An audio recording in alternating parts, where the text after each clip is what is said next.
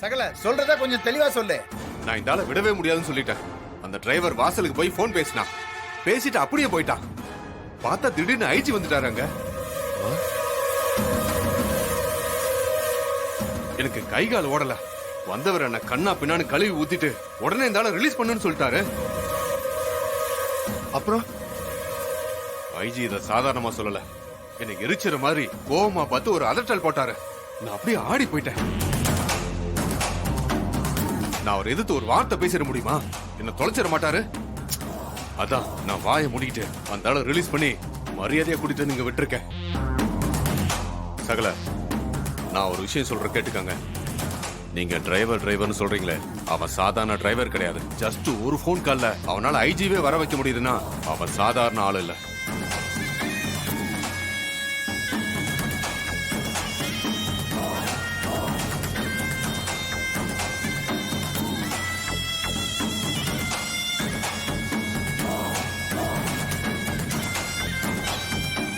கடைசியில இப்படி மூஞ்சில கரிய பூசுற மாதிரி ஆகி போச்சே.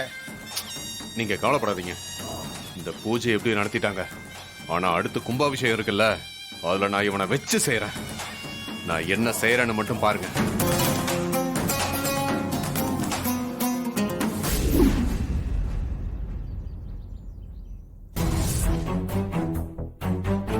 எப்படியோ மாப்பிள்ள, யாக பூஜை நல்லபடியா நடந்துருச்சு. அது ரொம்ப சந்தோஷம். அதுலயும் நீங்களும் என் கூட சேர்ந்து உட்கார்ந்து பூஜை பண்ணீங்க பாத்தீங்களா, அது எனக்கு டபுள் சந்தோஷம். ரொம்ப பெருமைப்பட்டுக்காதீங்க. உங்க ஊருன்னு பெருசா பீத்திக்கிட்டீங்களே. ஆனா அங்க ஒரு பிரச்சனை வந்து போலீஸ் ஸ்டேஷன்ல நீங்க இருந்தப்போ உங்களை காப்பாத்துறதுக்கு அந்த ராஜா சேதுபதியும் வரல, உங்க ஃபேமிலியும் வரல, ஊர் மக்கள் கூட வரல. ஏன் மாப்பிள்ள வந்துதான் உங்களை காப்பாத்தினாரு. சரி விடு ஈஸ்வரி, அதெல்லாம் முடிஞ்சு போன கதை. அதை எதுக்காக இப்ப பேசிக்கிட்டு? எப்படி பேசாம இருக்கிறது? போலீஸ் ஸ்டேஷன்ல இருந்த உங்களை அந்த கிழவி, அதான் உங்க அம்மாவால வெளியில கொண்டு வரதுக்கு துப்பு இல்ல. ஆனா நீங்க இல்லைன்னதும் அந்த யாக பூஜைய அவ பேரன்தான் செய்யணும்னு ஒத்த கால்ல நிக்கிறா. அதுக்கப்புறம் நான் தான் உங்க இடத்துல என்னோட மாப்பிள்ள தான் செய்யணும்னு சொல்லி ஒரே பிடிவாதமா இருந்தேன்.